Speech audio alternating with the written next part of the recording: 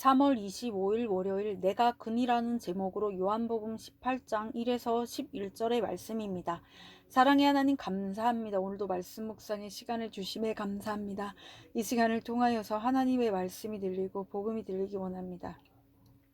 구속사의 말씀이 깨달아질 수 있는 은혜를 주시옵소서. 오늘 주시는 이 말씀이 제게 주시는 하나님의 음성으로 들을 수 있도록 성령님 도와주시옵소서. 말씀대로 믿고 살고 누리는 인생이 되게 하시고 이 시간도 우리와 함께 해 주시옵소서. 감사드렸고 예수님의 거룩하신 이름으로 기도드립니다. 아멘. 본문의 말씀입니다.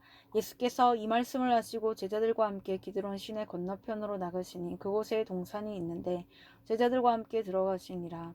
그곳은 가끔 예수께서 제자들과 모이시는 곳이므로 예수를 파는 유다도 그곳을 알더라. 유다가 군대와 대제사장들과 바리새인들에게서 얻은 아랫사람들을 데리고 등과 횃불과 무기를 가지고 그리로 오는지라. 예수께서 그 당할 일을 다 아시고 나아가 이르시되 너희가 누구를 찾느냐. 대답하되 나사렛 예수라 하거늘 이르시되 내가 그니라 하시니라. 그를 파는 유다도 그들과 함께 섰더라. 예수께서 그들에게 내가 그니라 하실 때에 그들이 물러가서 땅에 엎드러지는지라. 이에 다시 누구를 찾느냐고 물으신데 그들이 말하되 나사렛 예수라 하거늘 예수께서 대답하시되 너희에게 내가 그니라 하였으니 나를 찾거든 이 사람들이 가는 것을 용납하라 하시니 이는 아버지께서 내게 주신 자 중에서 하나도 잃지 아니하였사옵나이다 하신 말씀을 응하게 하려 함이로라. 이에 시몬 베드로가 칼을 가졌는데 그것을 빼어 대제사장의 종을 쳐서 오른편 귀를 베어버리고 그 종의 이름을 말고라. 예수께서 베드로더러 이르시되 칼을 칼집에 꽂으라. 아버지께서 주신 잔을 내가 마시지 아니하겠느냐 하시니라. 아멘.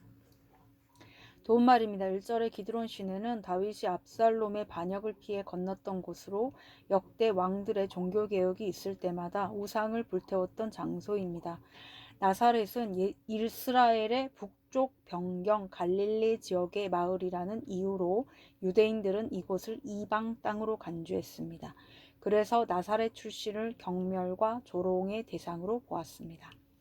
본문 요약입니다. 예수님은 자신이 당할 일을 다 아시고도 기드론 시내를 건너 군대 앞으로 나아갔습니다. 그리고 자기를 붙잡으려고 온 무리에게 내가 그니라고 하시며 하나님의 권위를 보이십니다. 이때 말씀을 이루시려는 주님의 뜻을 몰라 칼을 휘두르는 베드로에게 칼을 칼집에 꽂으라고 하십니다. 아멘. 중보기도입니다. 오늘의 중보기도입니다. 교사들이 혈기와 자신의 오름으로 학생들을 가르치지 않고 삶으로 십자가 지는 모습을 보이게 하옵소서. 아멘. 본문 해설입니다. 첫 번째, 기드론 시내 건너편 1에서 3절의 내용입니다.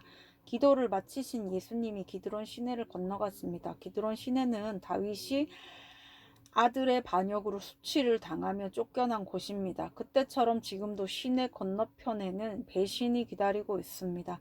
그런데 예수님은 이를 피하지 않고 그곳으로 우연히 들어갔습니다. 이것이 아버지의 뜻을 이루는 것이기 때문입니다. 예수님은 늘 자신의 생각보다 하나님의 뜻에 온전히 복종하셨습니다. 나의 원이 아닌 아버지의 원대로 하는 것이 주님의 한결같은 태도입니다. 적용 질문입니다. 오늘 내가 건너야 할 고난의 기드론 시내는 무엇입니까? 그리고 어디입니까? 말씀을 대하는 나의 태도는 어떻습니까? 아버지의 뜻에 온전히 복종합니까? 두 번째, 너희가 누구를 찾느냐? 4에서 7절의 내용입니다. 나사렛 예수를 잡으러 왔다는 무리에게 예수님이 내가 그니라고 밝히십니다. 내가 그니라는 이 말씀은 하나님의 이름인 여호와, 즉 스스로 있는 자를 가리킵니다. 이에 군인과 유대 종교 지도자들이 예수님의 위엄에 놀라 엎드립니다. 나사렛 예수께서 참 사람이자 참 하나님이심을 아는 것이 거룩한 지혜입니다. 이 지혜를 가지고 나사렛처럼 낮은 자리에서 주의 뜻을 따라 겸손과 사랑으로 섬기는 자는 하나님의 능력으로 구원의 사명을 감당하게 됩니다. 적용 질문입니다. 세상에서 내가 원하는 자리는 어디입니까? 하나님이 내게 허락하신 자리와 환경을 인정하고 겸손히 순종합니까? 세 번째, 칼을 칼집에 꽂으라 8에서 11절의 내용입니다. 예수님이 군인들과 유대 종교 지도자들에게 제자들을 보내주라고 하십니다. 하나님의 말씀대로 이루시고자 함입니다. 그런데 베드로가 칼을 뽑아 대제사장의 종 말고의 귀를 베어버립니다.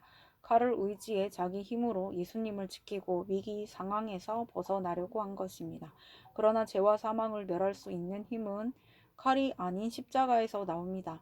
내 손에 쥔 칼을 칼집에 꽂고 주님이 내게 맡기신 십자가를 지고 섬길 때 사람들을 주께로 인도할 수 있습니다. 적용 질문입니다. 내 혈기 때문에 가족 전도가 안 되고 구원의 길이 막히는 것을 인정합니까? 구원을 이루고자 내가 도로 꽂아야 할 칼, 쓰지 말아야 할 능력은 무엇입니까? 오늘 기도하기는 제 믿음의 수준을 아시고 끝까지 저를 보호하시고 양육해 주시는 주님의 사랑에 감사합니다. 그럼에도 내 유익을 쫓노라 주님을 배반하고 혈기의 칼을 휘두르는 저를 용서해 주옵소서. 주님처럼 저도 제게 맡겨주신 가족과 지체들을 하나도 잃지 않게 도와주옵소서. 아멘. 묵상 간증입니다. 내가 칼집에 꽂아야 할 칼이란 제목으로 김상수님의 말씀 적용글입니다. 예수님은 첫아이 유산 사건으로 제게 찾아오셨습니다. 그 일로 저는 당시 야간 신학교 학생으로 거룩한 척한 것과 청년 시절의 술과 음란을 즐기며 방탕하게 생활한 죄를 고백하게 되었습니다. 더불어 제가 100% 죄인임을 인정하며 분수령적인 회개를 하게 되었습니다. 이렇게 주님의 은혜로 변화되자 나도 이제 믿음의 공동체에 속해 예배 드리니 술을 끊을 수 있다고 확신했습니다.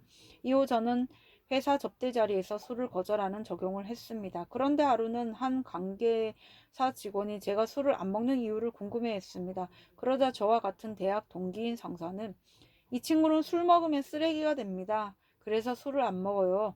그리고 지금은 종교 때문에 안 먹습니다. 라고 대신 대답해 주었습니다. 그런데 기분 나쁘지 않았고 오히려 네, 제가 쓰레기입니다. 먹으면 큰일 나서 안 먹어요. 라고 저의 연약함을 인정하며 담담히 답할 수 있었습니다. 그 말을 들은 사람들은 재미있다는 듯이 한바탕 웃었습니다.